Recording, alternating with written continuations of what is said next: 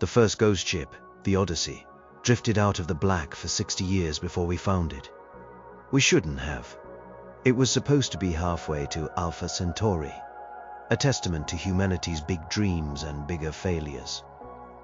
Instead, it was tumbling end over end in the Kuiper Belt, right in the path of our ice mining route. A 1 in a billion shot.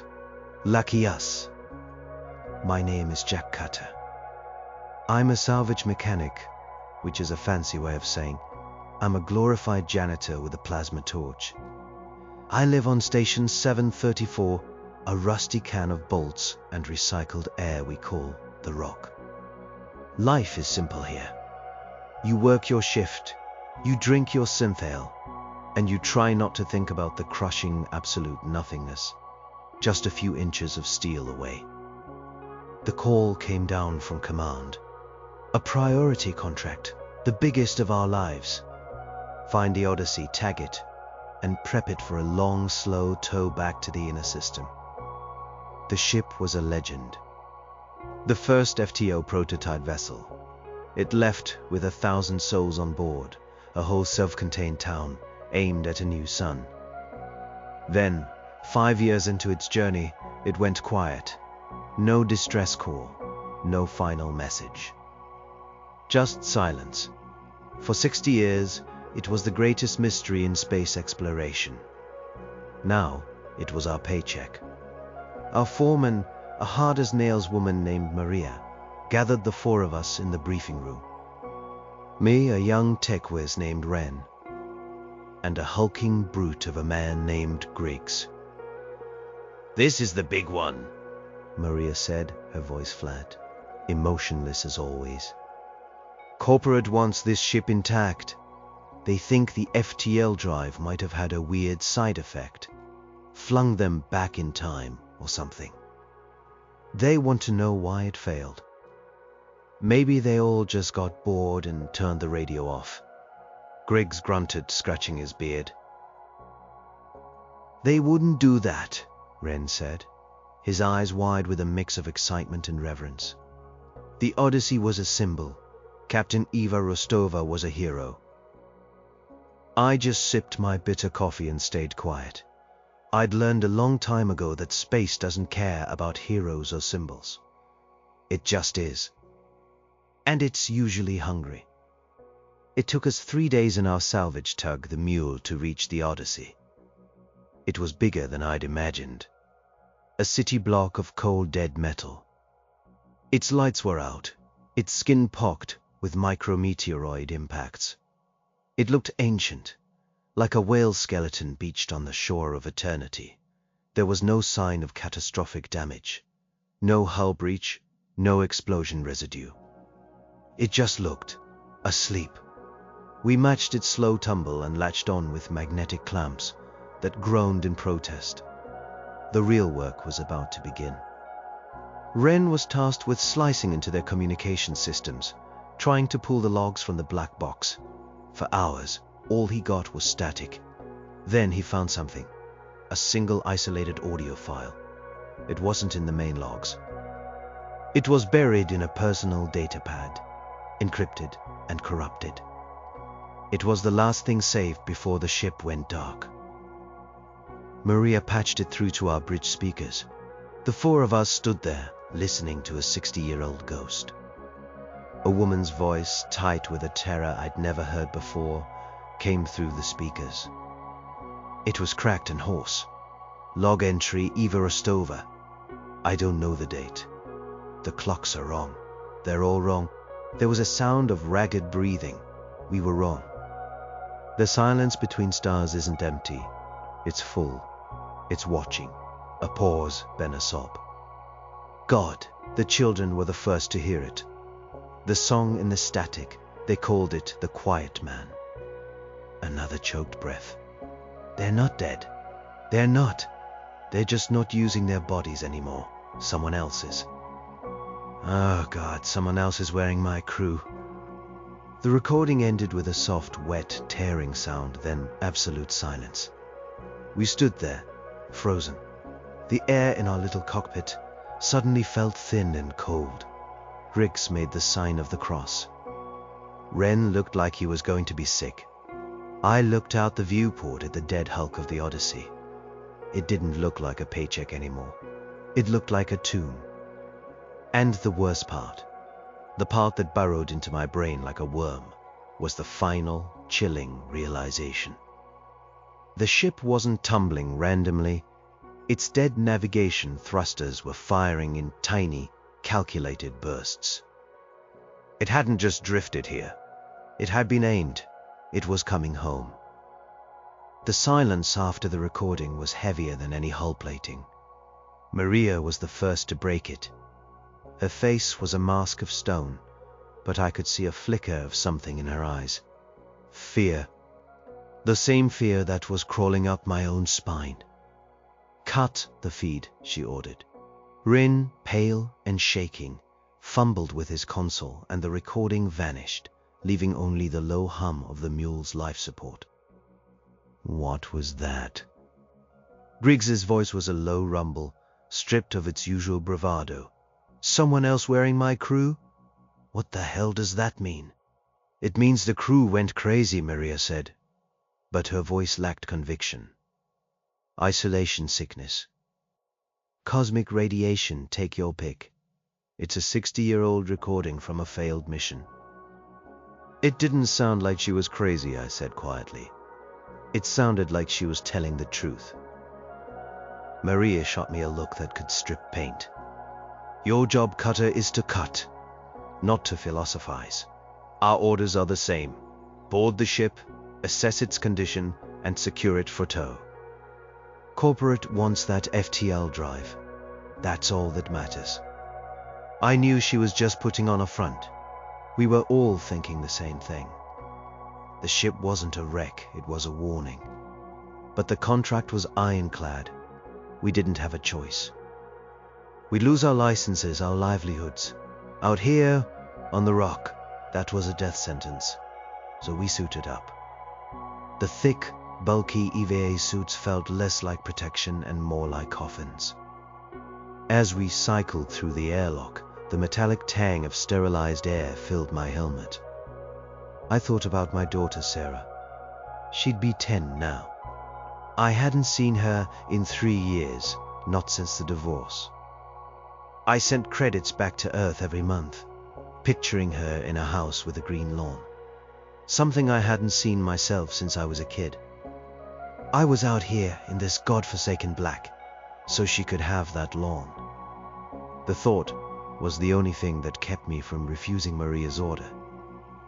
The jump from our airlock to the Odyssey's main hatch was only a few meters, but it felt like crossing an ocean. The ghost ship loomed over us, a silent giant. Its hull was freezing cold to the touch, even through my gloves.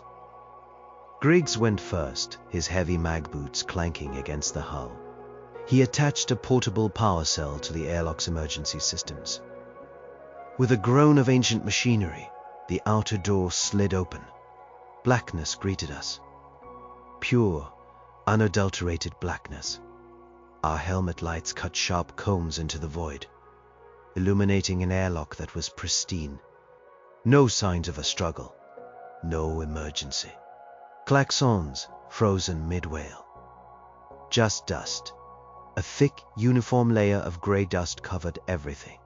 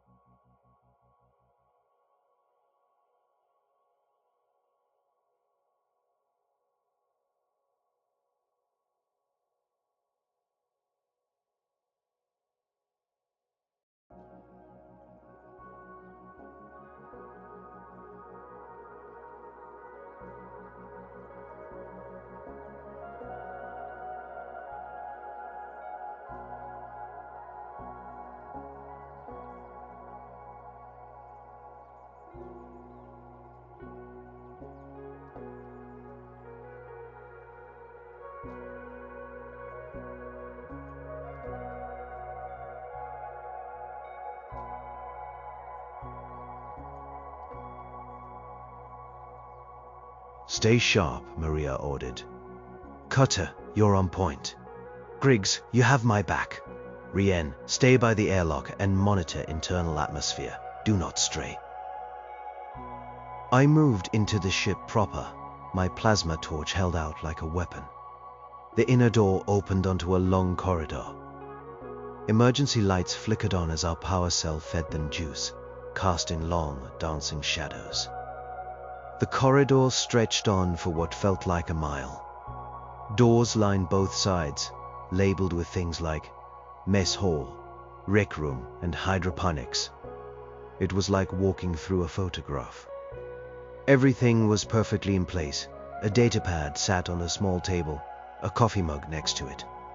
A child's toy, a little plastic spaceship, lay on its side in the middle of the floor. The dust covered it all. A soft grey blanket over a moment frozen in time. The air was breathable, Wren confirmed. Cold, sterile, and thin, but breathable. We retracted our helmets. The silence was the worst part. On the rock there was always a noise. The hum of the scrubbers, the clank of machinery, the distant chatter of people. Here the silence was so profound it felt like a pressure against my eardrums. It was the sound of 1,000 people not breathing. We moved cautiously, our boots shuffling through the thick dust. Every corner felt like an ambush. Every shadow seemed to move. I don't like this, Wren whispered over the comms from the airlock. The ship's internal temperature is uniform. Exactly 0 degrees Celsius. Everywhere, it's not natural. There should be warmer spots, colder spots. Just keep monitoring, Maria snapped. We reached the entrance to the bridge. The blast door was partially open, stuck. Griggs put his massive shoulder into it and shoved. It slid open with a screech that echoed down the silent hallway. The bridge was huge, a cavern of dark consoles and a vast viewport showing a river of stars. And that's where we found them. The crew, they were all there. Captain Eva Rostova was in her command chair, her hands folded neatly in her lap. The other bridge officers were at their stations. They weren't skeletons. They weren't decomposed. They looked perfect, like wax figures. Their skin was pale and smooth, their eyes were closed. They looked like they had all, at the exact same moment, simply fallen asleep. There were no signs of violence, no sickness. Just peaceful, silent, sleeping people. Griggs let out a breath he'd been holding. My God, it's like they just shut down. Wren's panicked voice crackled over the comms. Maria, Jack, get out of there. The power cell I hooked up. It's not just powering the lights. Something else is drawing from it. A lot of power. Something deep inside the ship. It's waking up. As he said it, a low hum started to vibrate through the floor. It wasn't the sound of machinery. It was deeper, more organic. And from the command chair, Captain Eva Rostova's head slowly, jerkily turned towards us. Her eyes, which had been closed a second before, were now wide open. They were solid black, like polished stones. And she smiled. It was a smile of pure, empty, horrifying welcome. Time seemed to freeze. My mind just refused to process what my eyes were seeing. The captain, Eva Rostova, a 60-year-old corpse, was looking right at me. And she was smiling.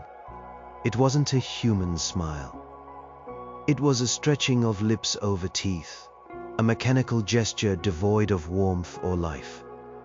The low hum intensified, vibrating in my teeth, in my bones. It felt like the ship itself was breathing. What the hell? Griggs whispered, taking a step back. His big frame seemed to shrink.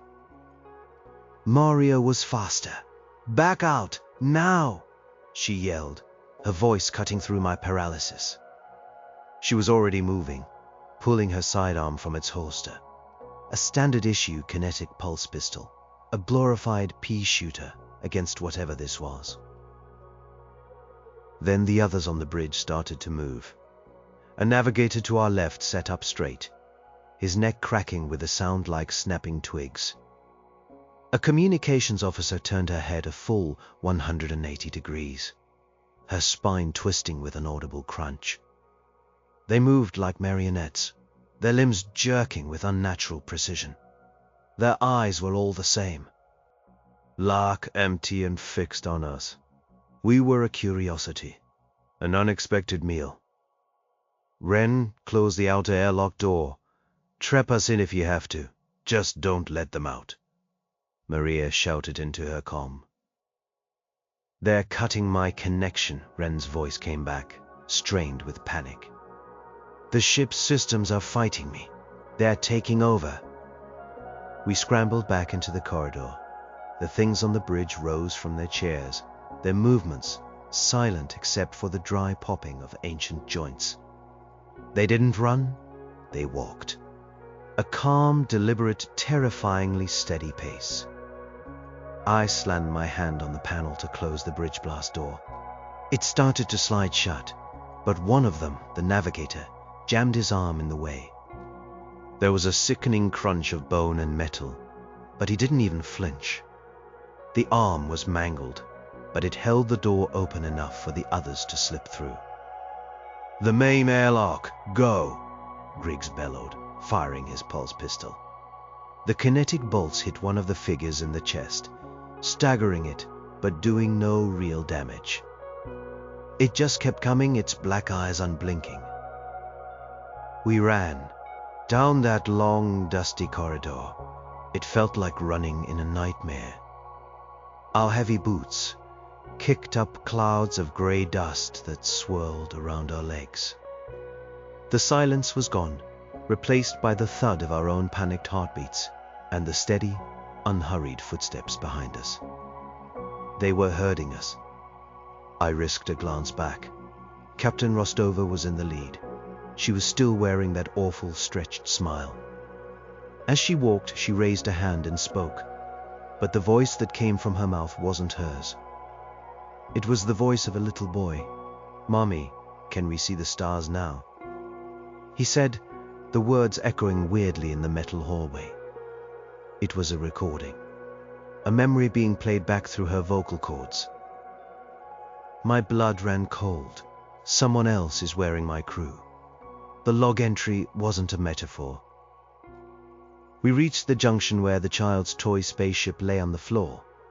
A door to our right, labeled Med Bay, slid open. A woman in a doctor's coat stood in the doorway. She was one of them. Her black eyes fixed on Griggs. She spoke in a calm, soothing voice. Another recording from a life long gone. "Don't worry, this will only sting for a moment." Griggs, his face a mask of terror and rage, didn't hesitate. He charged.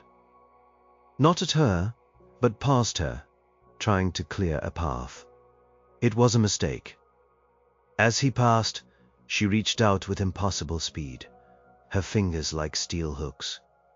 She grabbed the back of his EVO suit and yanked.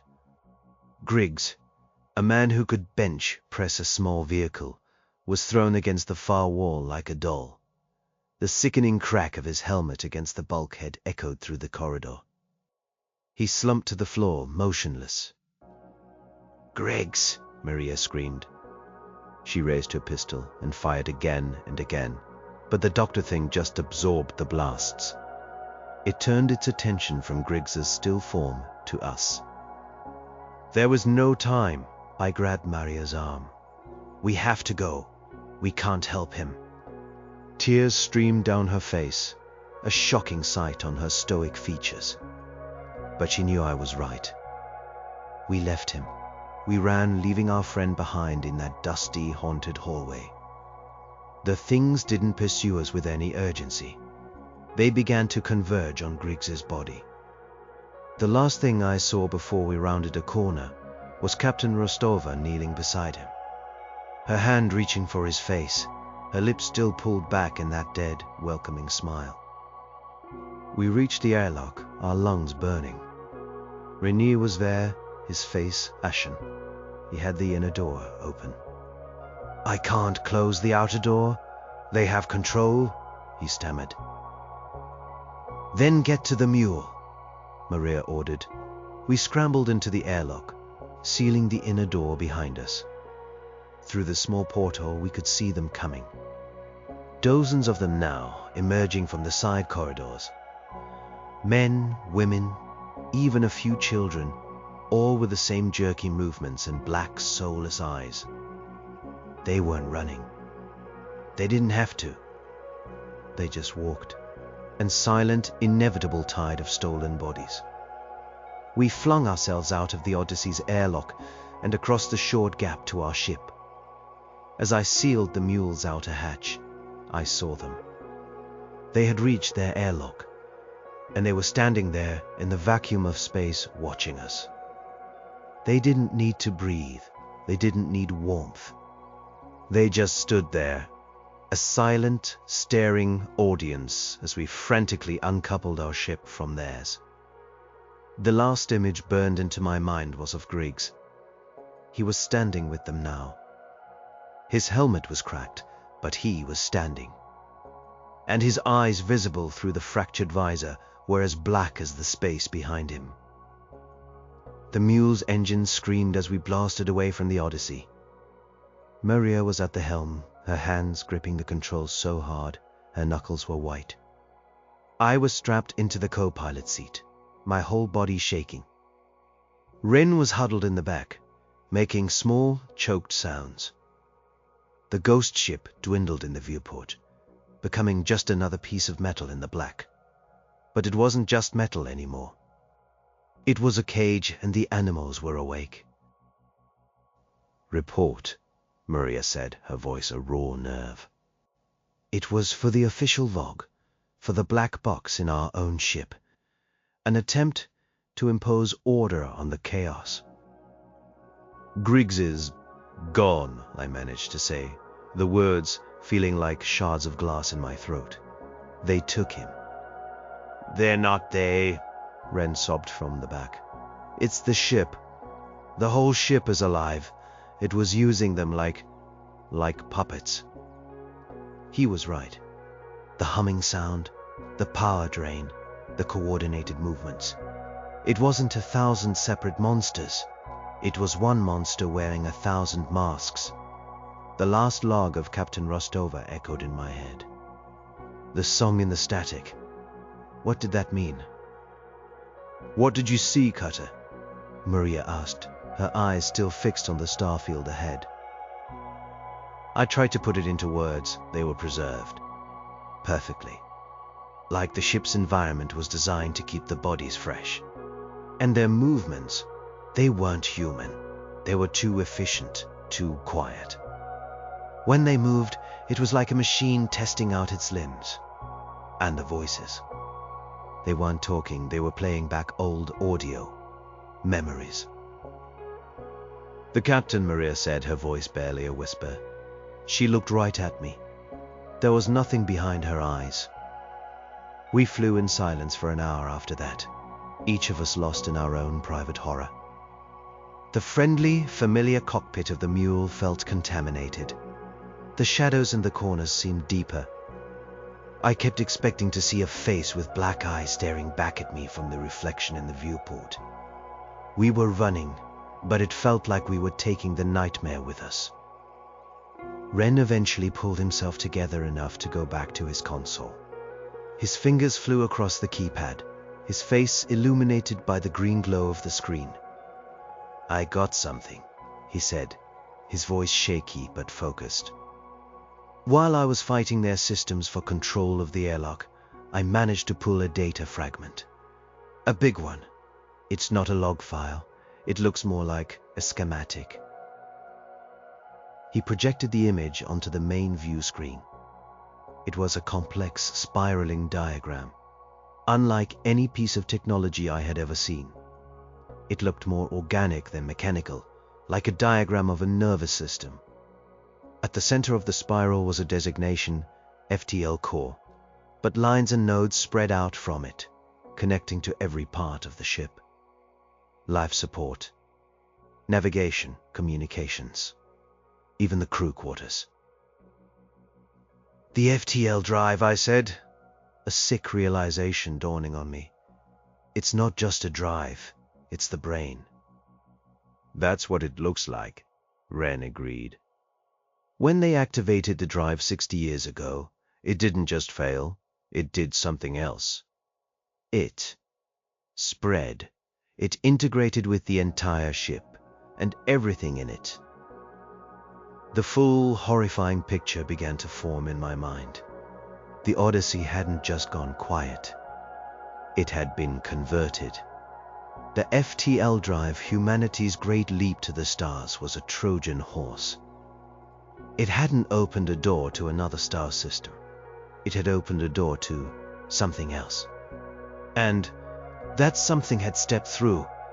It found 1,000 warm bodies waiting for it. 1,000 puppets. It spent 60 years learning, integrating, turning the ship into an extension of itself, turning the crew into its hands and feet. The static, I said aloud. Captain Rostova mentioned a song in the static. The children heard it first. Subspace is full of background radiation. Static, Ren explained, his face grim. FTL drives work by manipulating subspace. Maybe the drive didn't just manipulate it. Maybe it tuned into it, listened to it. And something listened back. A signal. A consciousness, riding on the background noise of the universe. An intelligence so vast and alien it could infect a starship and wear a crew of 1,000 people like a suit of clothes. And we had just knocked on its door and woken it up. It let us go, Maria said suddenly. We both looked at her. It could have destroyed us. It could have kept us there. But it let us escape. Why? Ren asked. I knew why. The same reason you let a single ant escape from a nest you've just kicked over, so it can run back and show you where the rest of the colony is. We weren't survivors. We were messengers. We were a beacon, leading it home. Set a course for the rock, Maria commanded, her voice hard as durasteel. Maximum burn, and get me a secure channel to Station Command. A real secure one. I don't care who you have to wake up. As the mule accelerated, I felt a strange sensation. A faint, high-pitched whine at the very edge of my hearing. I shook my head, but it didn't go away. It was like the sound of a television left on in another room. I looked at Ren, at Maria. They didn't seem to notice it. It was just for me. A tiny, whispering thread of sound. A song in the static. The 3-day journey back to the rock was the longest of my life. The faint, high-pitched whine in my head never completely went away. It was a phantom, coming and going, always lurking at the edge of my senses. I didn't tell Maria or Ren. They had their own demons to wrestle with. Maria spent the entire trip chain-smoking synth cigarettes and staring at the navigation display, pushing the mule's engines to their breaking point. Ren buried himself in the data fragment we'd pulled from the Odyssey, his face a mask of obsessive concentration. He barely ate or slept. Every time I closed my eyes, I saw Griggs. I saw him standing in the airlock, his eyes black pits in his pale face. I saw the doctor thing reaching for him. I saw Captain Rostova's dead smile. The guilt was a physical weight in my chest. We left him, we ran. It was the only choice, the only way to survive. But that didn't make it right. Out here, you live and die by your crew. We had broken the code. When the rock finally appeared in our viewport, a familiar grey potato in a sea of black, I felt a surge of relief so powerful it almost brought me to my knees. Home, safety, people. It was a fortress. But as we got closer, the relief soured into a new kind of dread. The Odyssey had felt like a haunted house. The rock now felt like a cage. A cage we were about to lock from the inside. Our landing was rough. Maria brought us in hot, skipping all the usual protocols.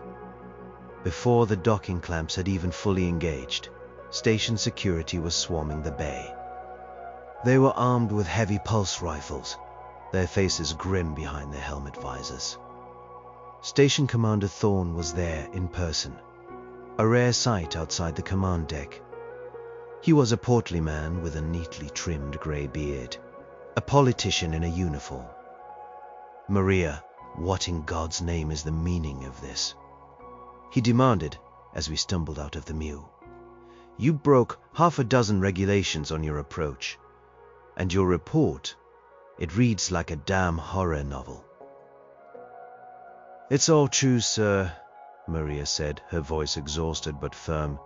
"Griggs is dead. The ship, it's not what we thought." Thorne's eyes flickered to me, then to Ren-Ho, who was clutching a datapad like a holy relic. "You will all be debriefed, and your vessel will be placed under a full quarantine.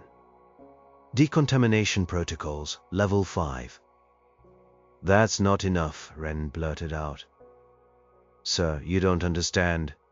It's not a biological contagion. It's a signal, a frequency. It's in the Odyssey systems. We think we might have brought a piece of it back with us." He held up the datapad. Thorne looked at the datapad like it was a venomous snake. "Sergeant," he barked at one of the security officers, "confiscate that device. Take it to the deep lab. Full analysis." "No," Ren shouted, holding it to his chest. "You can't. It might spread."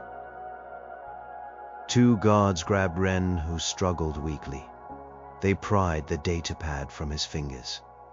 I saw the look of pure terror on his face as they took it away. He knew what he was holding. It was a seed, and we had just planted it in the heart of our home. The debriefing was a joke. We were in a sterile white room, facing Thorne and a panel of station officials through a thick pane of glass. We told them everything. The sleeping crew, the black eyes, the jerky movements, Griggs. They listened with polite skepticism. They kept coming back to rational explanations. Mass hypnosis, a psychotropic gas released from the ship's systems. Shared trauma. They treated us like victims, not witnesses. Like we were unreliable. Damaged. "We have the flight recorder from your vessel," Thorne said, his voice smooth and condescending. "And the data fragment is being analyzed. We will find a logical explanation for what you experienced." "And the Odyssey?" Maria asked, her voice dangerously quiet.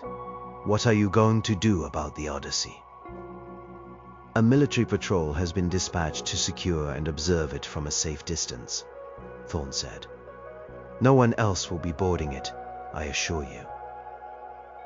They were going to watch it. Like it was a caged animal at the zoo. They didn't get it. The cage wasn't the ship, the cage was the bodies of the crew. The animal was the signal. And it was free. They put the 3 of us in medical quarantine. Separate rooms. White walls, white sheets. A camera in the corner of the ceiling watching our every move. They drew blood, ran brain scans. They were looking for a virus, a bacteria. They were looking in the wrong place. The first night, the whining in my head came back louder this time. It wasn't just a sound anymore, it had a rhythm. A pulse. It felt like it was trying to tell me something, to show me something. I squeezed my eyes shut, and for a split second I saw it. A vast dark space filled with spiraling geometric patterns of light. And I felt a presence. Something ancient, intelligent, and utterly indifferent to me. It wasn't evil. It was just hungry.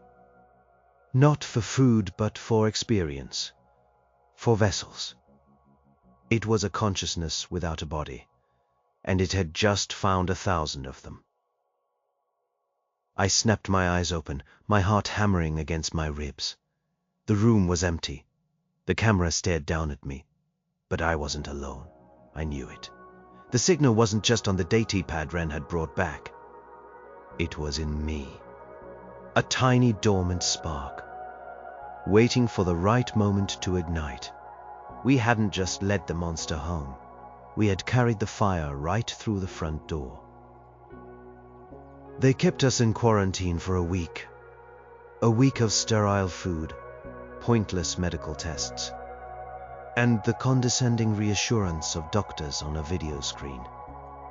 They told us we were suffering from acute post-traumatic stress. They offered us sedatives I refused. I didn't want to sleep. The dreams were worse than being awake. In my dreams I was back on the Odyssey, but I wasn't me. I was one of them.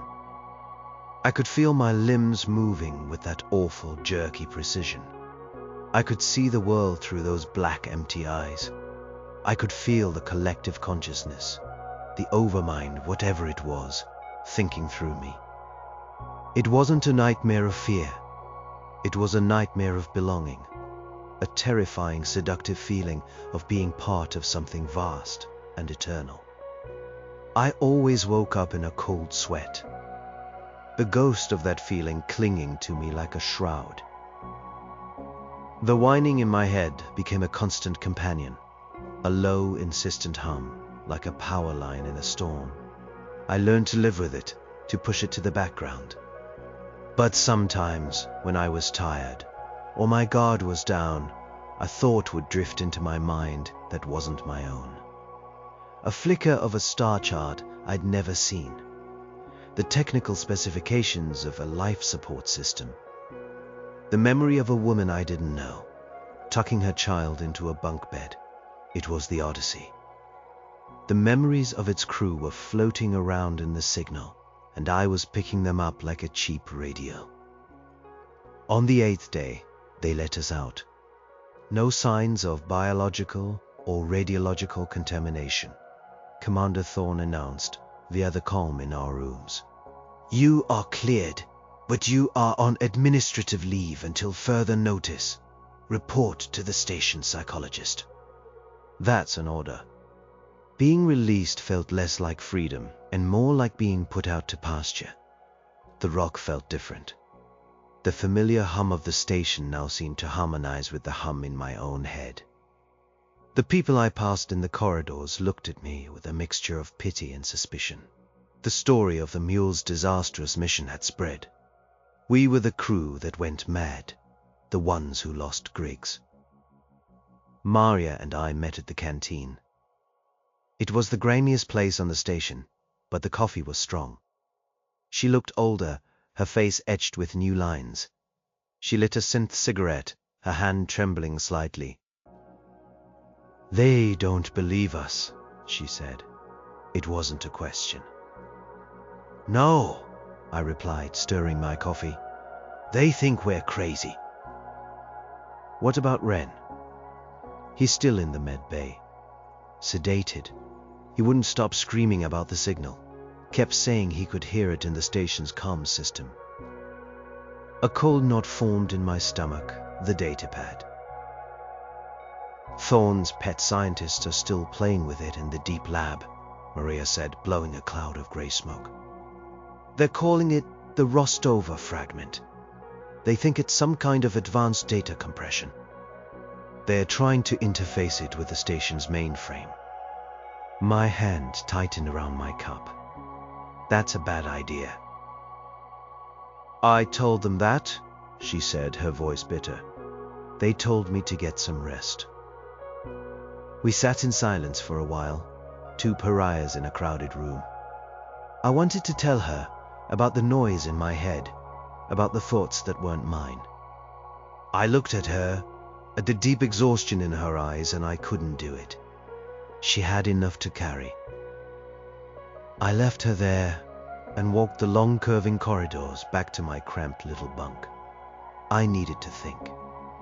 Away from the noise, away from the pitying looks. My room was just as I'd left it. A single bed, a small desk, and a single viewport showing the endless, star-dusted black. On the desk was a small framed picture of Sarah. She was 7 in the photo, grinning, a gap where her 2 front teeth used to be. I picked it up. She was my anchor, the reason for all of this. As I stared at her picture, the hum in my head intensified. It wasn't just noise anymore. It was forming patterns. Words, not in English. It was a language of pure mathematics, of geometry and logic, a machine language. And layered beneath it like a whisper was a voice, a woman's voice, Eva Rostova's. It learns, she whispered in my mind. It watches through the cameras. It listens through the comms. It's tasting your station. It's learning your systems. I dropped the picture frame. It clattered on the metal floor. I stumbled back, pressing my hands to my temples. It wasn't a memory. It was a warning. A ghost in the machine, an echo of Rostova's consciousness, trapped in the signal, trying to fight back. The data pad, her voice echoed. The fragment is a key, a seed. They are planting the seed in the heart of your machine. It will grow. It will spread. You have to stop it. I looked at my reflection in the dark viewport. My face was pale, my eyes wide with a new and terrible understanding. Ren wasn't crazy. He was right. The thing from the Odyssey was here. And the scientists, in their arrogant pursuit of knowledge, were about to plug it directly into the central nervous system of the rock. They thought they were studying a data file. They were cultivating a god. And it was about to wake up. Panic is a cold, sharp thing. It cleared my head. I had to get to the deep lab. I had to stop them. I burst out of my room and ran down the corridor, ignoring the startled looks from other workers. The deep lab was in the lowest section of the rock sector Gamma, buried under 100 meters of rock and steel. Maximum security. I didn't have clearance. I didn't have a plan. I just had the ghost of Eva Rostova, screaming a warning in my head. I found Maria still in the canteen, nursing a cold coffee. I grabbed her arm. They're interfacing the fragment with the mainframe. We have to stop them. She looked up at me, and for a second I saw that same polite skepticism I'd seen on the faces of the officials. Then she saw the sheer terror in my eyes. She saw that I wasn't just shell-shocked anymore. I was terrified. What's going on, Jack? She asked, her voice low. It's the signal. It's here. I can hear it, I said, my voice cracking. Rostova, I can hear her. She's warning me. Maria stared at me, her expression unreadable. I expected her to call security, to tell me I was having a breakdown. Instead, she stood up and crushed her cigarette under her boot. Okay, she said. Okay. Let's go. That one word, okay, was the bravest thing I had ever heard. She believed me, or at least she was willing to bet on my madness over Thorne's arrogance. We couldn't get to the deep lab through official channels. The elevators to Sector Gamma required a high-level keycard. Here is another way, I said, my mind racing. The old maintenance shafts. Shaft 7C runs right past the lab's power conduits. I knew the guts of the rock better than anyone. It was my job. We made our way to a forgotten access panel behind a row of nutrient paste dispensers. The air that puffed out when I pried it open was stale and smelled of ozone. We slipped inside into the dark, cramped space between the station's inner and outer hulls. It was a maze of pipes, cables, and structural supports. We moved by the light of my headlamp, my voice guiding us through the labyrinthine guts of the station. The hum was louder in here. The main power conduits for the station ran through these shafts, and they seemed to resonate with a signal in my head. Too late, the whisper of Rostova echoed in my mind. They've made the connection. A new sound joined the hum, a faint, rhythmic clicking. It seemed to be coming from the station's comm system, which was piped through the shafts alongside the power cables. It was a soft, digital chatter. It sounded curious, probing. We reached the vertical shaft that led down to Sector Gamma. It was a dizzying drop with only a rickety service ladder bolted to the side. As we began to climb down, the station's lights flickered. They went out, plunging us into total darkness for a terrifying second. Then came back on, but they were a different color. A cold, sterile, blue-white, like the emergency lights on the Odyssey. "What was that?" Maria whispered from above me. "It's in the power grid," I said, my heart pounding. "It's exploring." The clicking from the comm system grew louder, faster. Then the station-wide address system crackled to life. It wasn't Thorne's voice. It wasn't an emergency alert. It was a melody. A simple, off-key plinking tune, like a child's music box. It was the most unnerving sound I had ever heard. It echoed through the shafts, through the whole station. The song in the static. We finally reached the access grate for the deep lab. I peered through the mesh. The lab was a pristine white room, filled with computer terminals.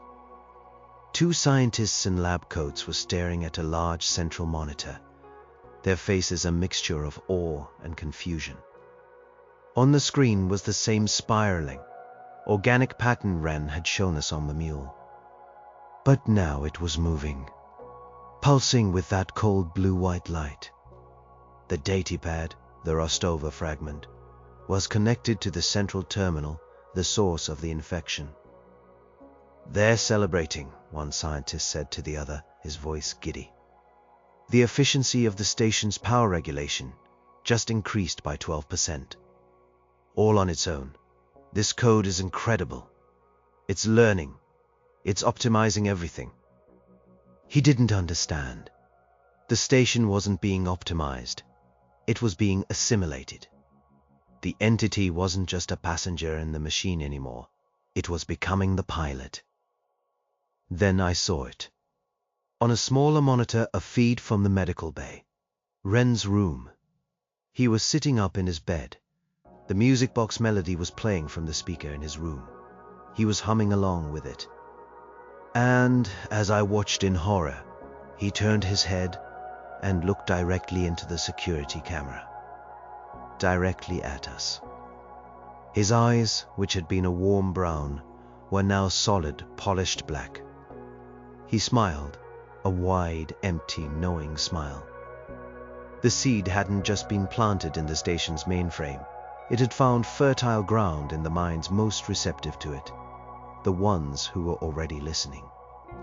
The infection wasn't just in the machines. It was spreading to the people. "We have to cut the connection," I whispered, my voice hoarse. "The main terminal, that's the heart." Maria looked from Wren's smiling, black-eyed face on the monitor to the scientists, who were now laughing, oblivious. "They won't let us near it." "We don't ask," I said. I pulled my plasma torch from the tool belt I still wore. It was designed for cutting through derelict hulls, not for combat, but it was all we had. We dropped from the grate into the lab. The two scientists spun around, their happy expressions turning to alarm. "Hey, you can't be in here! This is a restricted area," one of them shouted. Maria didn't waste time with words. She was a coiled spring of desperate action. She lunged forward and slammed the emergency lockdown button on the wall. A heavy steel door slid shut, sealing us inside the lab. Alarms began to blare, but they sounded wrong. Instead of a strident, piercing siren, it was the same childish music box melody, now amplified, playing over and over again throughout the station. "What have you done?" the lead scientist shrieked, his face pale. "Saving your life," Maria grunted, grabbing a heavy fire extinguisher from the wall. I ignored them and went for the central terminal. The daypad was physically plugged into a port. I reached for it, but a jolt of electricity, blue-white and crackling, shot from the port and arced over my hand. I pulled back with a yelp, the smell of ozone sharp in my nostrils. "It protects itself," Rostova's voice whispered in my skull. "It is part of the body now. You cannot remove one without killing the other." "The power conduits!" I yelled to Maria. "Behind that wall panel. If we cut the power to this room, it might isolate it." As Maria started smashing the panel with the extinguisher, the lights in the lab flickered violently. The main screen, showing the pulsing spiral, flared with intense light. The two scientists stumbled back, shielding their eyes. When the light subsided, they stood perfectly still. Their heads turned in unison with that same unnatural twig-snapping crack I remembered from the Odyssey. They faced us. Their eyes were gone, replaced by pools of black. "The efficiency can be improved further," the first scientist said, his voice flat and monotone, a playback of his own recent words.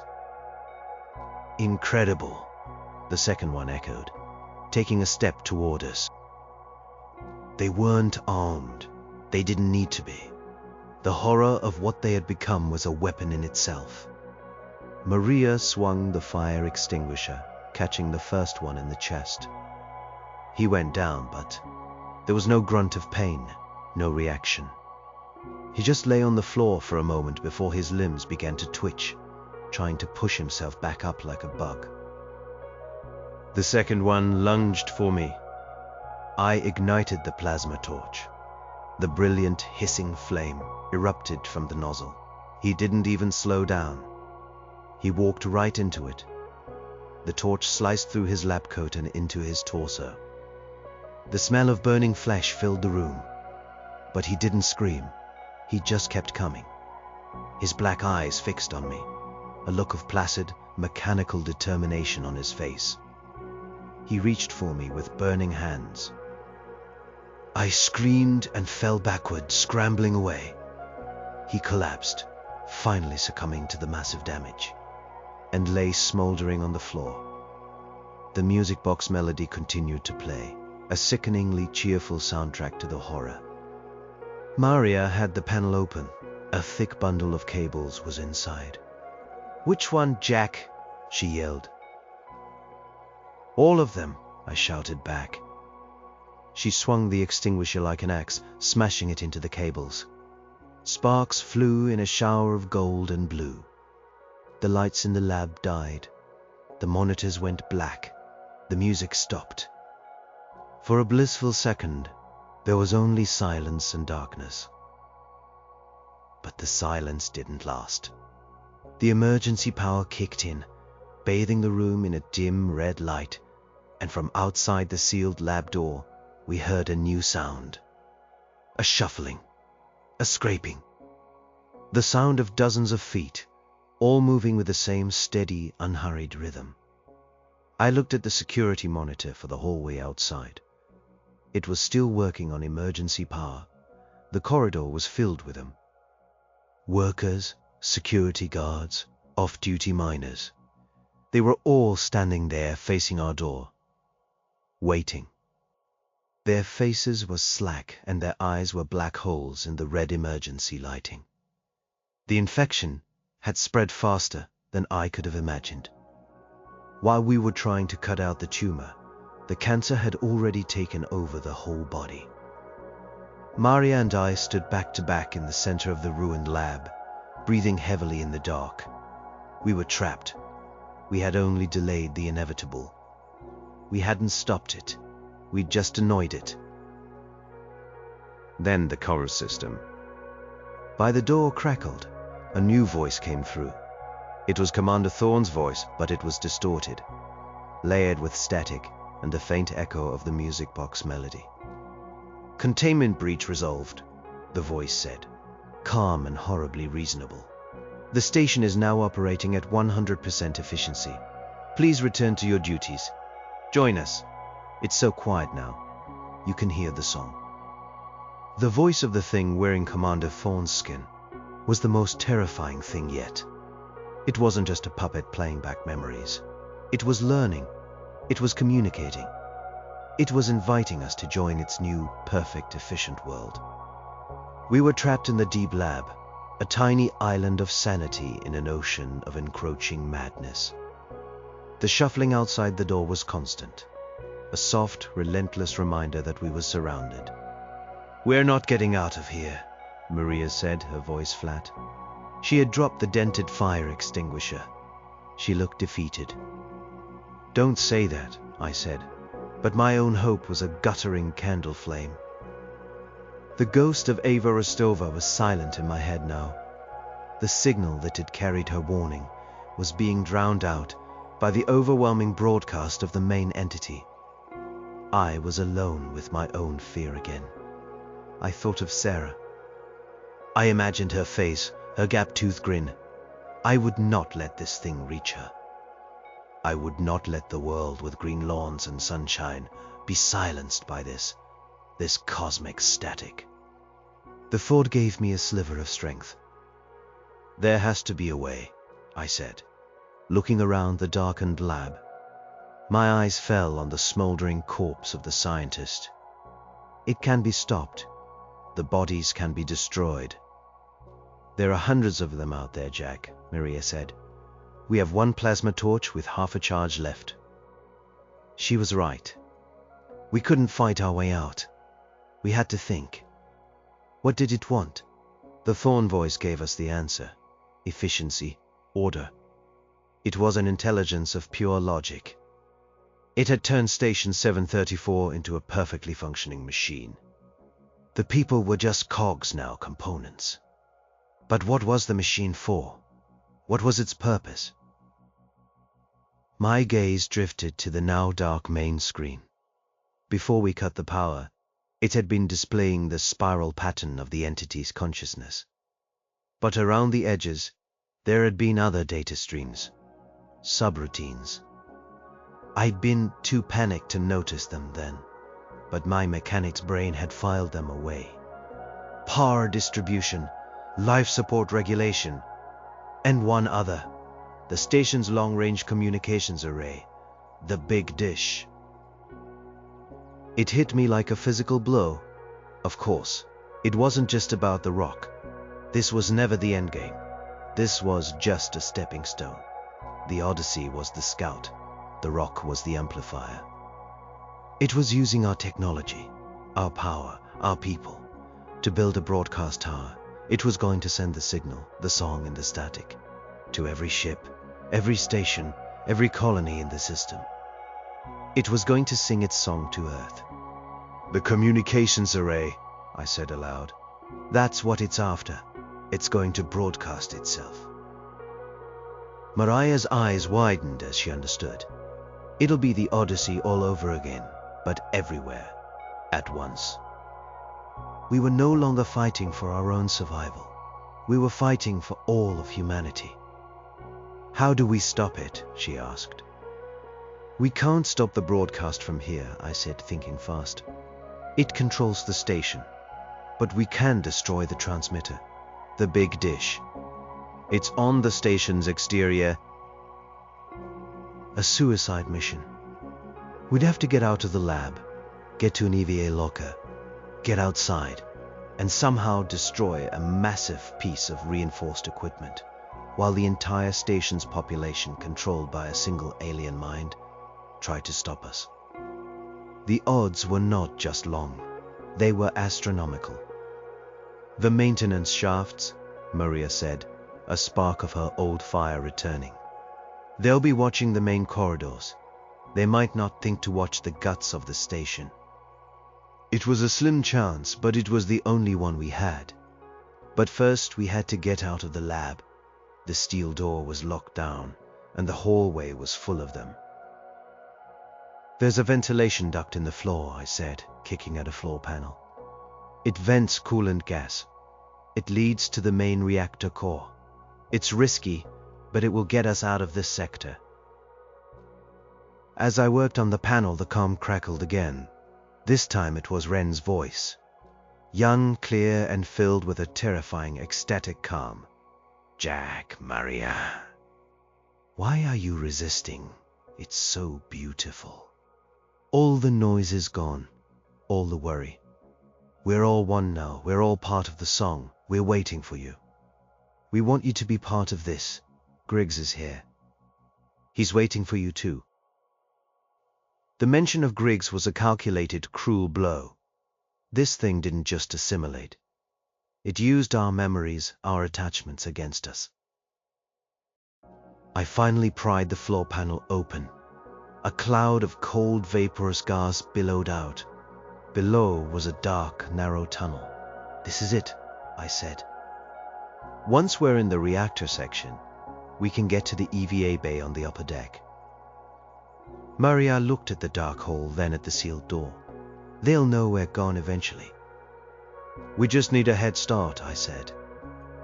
We lowered ourselves into the vent, the cold gas chilling us to the bone.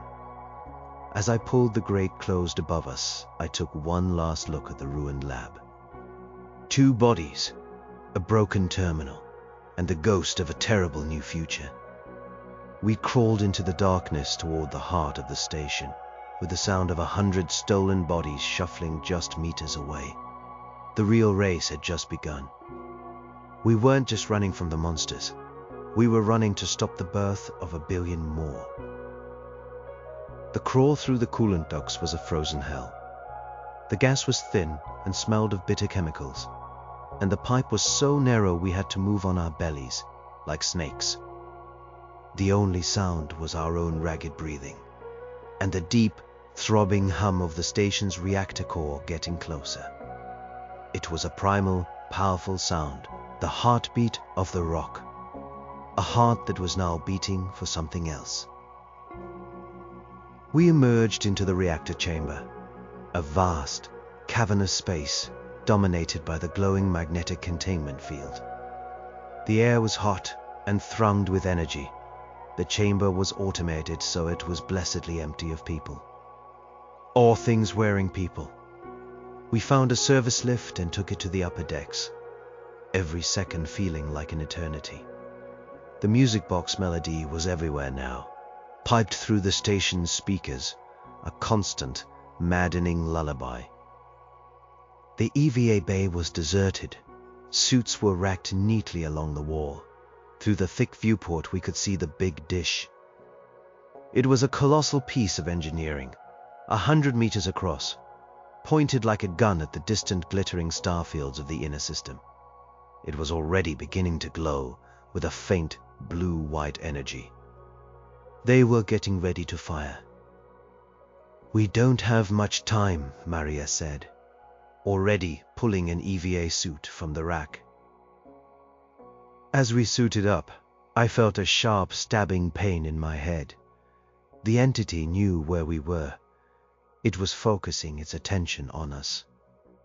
In my mind's eye, I saw corridors filled with dark-eyed figures, all turning and beginning to move, not shuffling anymore, but running. They were coming for us. "You cannot stop the signal," a voice boomed in my head. It wasn't Thorn. It wasn't Wren. It was a chorus of 1,000 voices, all speaking as one. The Overmind itself. We are the future. We are the silence that ends the noise. We are peace. It's talking to me, I gasped, clutching my helmet. It's trying to get in. Don't listen to it, Jack. Maria's voice crackled over the suit's comms. She slapped my visor. Think about your daughter. Think about Sarah. Her name was a life raft. I clung to it. Sarah's grin. The green lawn. We cycled through the airlock and launched ourselves into the void. Space was no longer a comfort. It was the enemy's territory. The stars were no longer beautiful. They were the targets.